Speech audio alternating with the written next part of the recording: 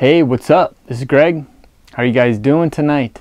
First of all, I just want to reiterate that what I am trying to do is promote logic and critical thinking. I think those two methods of thinking are the best way to progress human civilization. I do not think that superstition and faith progress civilization at the same rate as does logic, critical thinking, and having a rational discourse. I think that superstition actually suppresses scientific progress.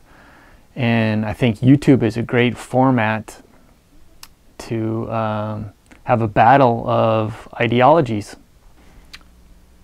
Okay, first, when you debate, you need to find out where the other person is coming from. Otherwise, you're going to be talking past one another. You need to argue on their level. Do not argue from your perspective. You need to find out their perspective of the world and then argue at their level. Okay, let's say a person comes at you with, how can so many Christians be wrong? That the majority of Americans believe in Christianity. You respond with numbers of your own. You don't respond with, that is an illogical statement. You don't respond saying that is an appeal to the majority or an appeal to authority. You argue wherever they are coming from. And it's not just with numbers. Whatever perspective they see the world, that's the perspective you need to try to see and then argue from their perspective. I know I've said that a few times, but it's really important. You state, then come back at them and you state, you know, there's 2 billion Christians in the world that believe in Jesus and the Christian God. Then you come back at them, well, there are 4 or 5 billion people who do not believe in the Christian God, or who do not accept Jesus in their heart.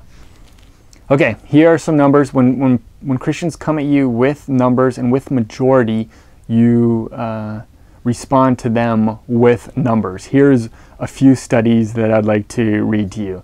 There's a Pew Research study polling scientists that found that 4 out of 10 scientists do not believe in God, while the same poll found that 4% of Americans have that view.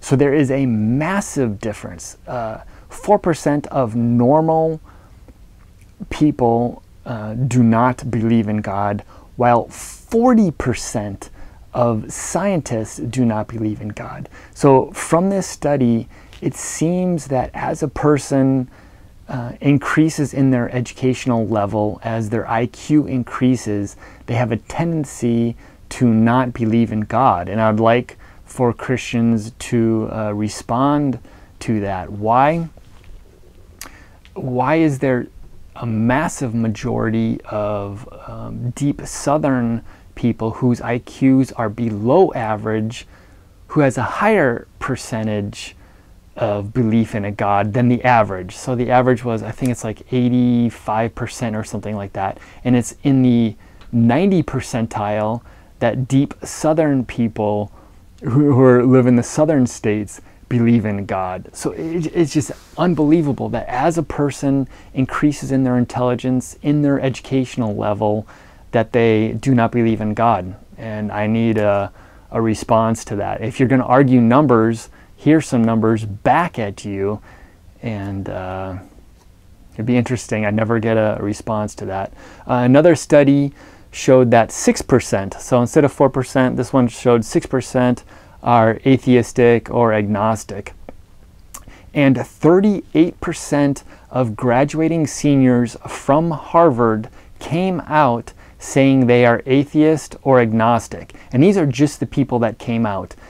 There are there's still a stigma for people to come out saying that they are atheist. People still think that they might not get a job or might affect their income. And people, in this study, they're saying that it could be higher than 50%, but just 38% definitely said that they are atheist or agnostic. And why is that? Why do people in Harvard, it's not even have a tendency, they are more atheistic, they are more agnostic than the average citizen? And it just does not make sense to me. If it actually does make sense to me, you know, as a person becomes more intelligent, and I'm just an average guy, so don't, you know, I'm not saying I'm a Harvard graduate, but I just lean towards people who are more educated. I listen to them more than I would a person who has not read a book. You know, I would listen more to a person who's read 1,000 books as a person who has just read one single book in their entire life, you know, which is the Bible. So please respond, comment, and I will definitely have a dialogue with you. All right, thanks a lot, guys. Bye.